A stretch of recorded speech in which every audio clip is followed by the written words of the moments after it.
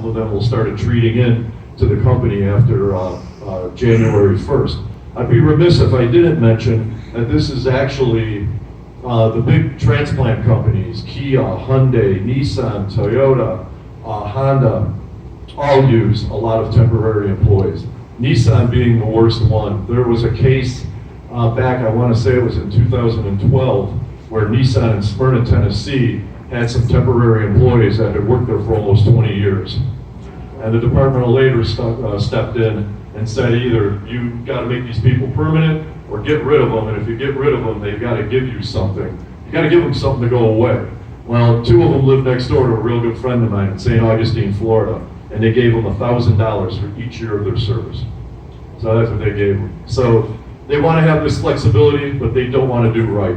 I mean, how would you like to be a temporary employee for 8 years, 9 years, 20 years, and you're still like you're being treated like your first 90 days? You know, somebody next to you is making more money, has better health care, vacation time and everything too. So, I mean, that's been a huge issue. So as I said, we do have a path forward in this agreement, and it's going to be policed by the UAW.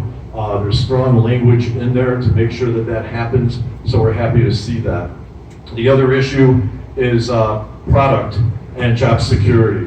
They weren't able to save 3 of the 4 facilities that were unallocated by General Motors last fall, but most of those people have been moved, or the remaining ones have been offered jobs at other GM facilities and are being paid to relocate. They also offer an attrition program. They did commit to new product in Ypsilanti, Michigan, where John Rossini and I were talking about this quite extensively, where they're going to build electric Silverados and Sierras, Cadillacs, and possibly even bringing the Hummer back.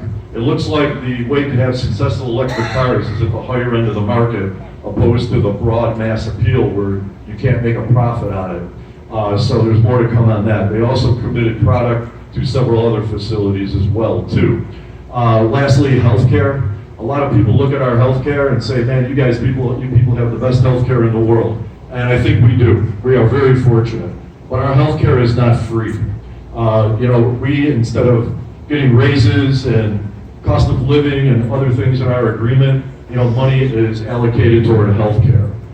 You know, in previous agreements, we have given things up to keep our healthcare where it's at, so we're able to keep our healthcare. But those were pretty much the bigger issues, so I just wanted to give you an understanding of where we're at.